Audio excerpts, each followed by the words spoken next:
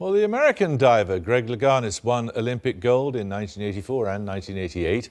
Openly gay to friends and family and many fellow divers, he came out publicly in the mid-90s. He joins us now from San Francisco. What did you make of this announcement today? I think it's wonderful that Tom, I've observed him at various competitions. I had the luxury of, seeing him at a lot of the competitions. And the thing that impressed me most about Tom Daly, it's not so much how talented he is, because he is an incredibly talented diver, but the way in which he treated his friends and his fans. And he's always been kind, always had a smile on his face. And for him to say those words, all we want is to be loved, and also feel safe. And those were the words in his message, and I just really wish the best for him. And were you slightly envious of the times we live in now as compared to the times when you came up? Well, it's interesting because when I look back at my career and, a lot of the homophobic comments that were made through my career, I've been back to a lot of those people who have actually become friends. It was more jealousy than it was homophobia, although there was some homophobia around there. But, we've come to a different age. We have Matthew Mitchum, who came out prior to the Beijing Olympic Games, and it was an Olympic gold medalist there. And I think the thing that strikes me is the fact of honesty, that these young people feel in order for them to be all that they can be, they have to be honest with themselves, and they need to be, honest with the public. But it is striking. This is a top-level competitor in an individual sport. In team sports, it's much more unusual, isn't it?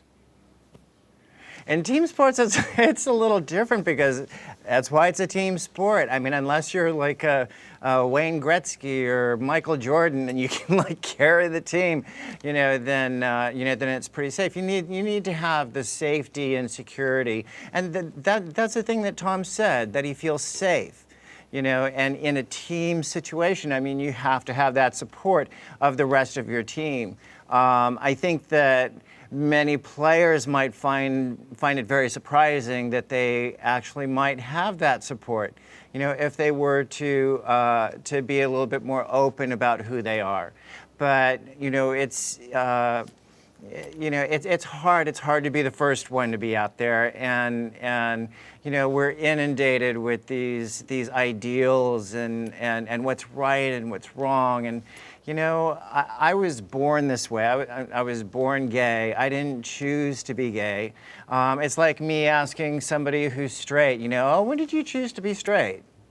Do you, you may be a reticent fellow in this sort of matter, but do you have any advice for anyone who is gay and is not yet out and is a sportsman or woman?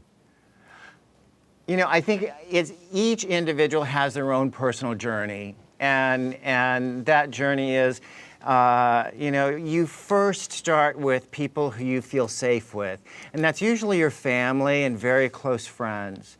And then it opens the door to, once those doors are open and you see the acceptance and the appreciation of your honesty and how well respected that is, then you realize, when it gives you more confidence to come out to, to other people and just to share, who you are. Because people on a daily basis, they're taking out pictures of their kids and their weddings and all that. You know what?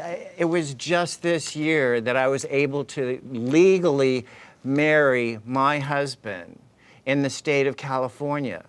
That privilege that is denied so many people, and it's marriage equality. Love is love. It doesn't matter if it's gay or straight. We just want to be loved and love. Thank you very much. Thank you.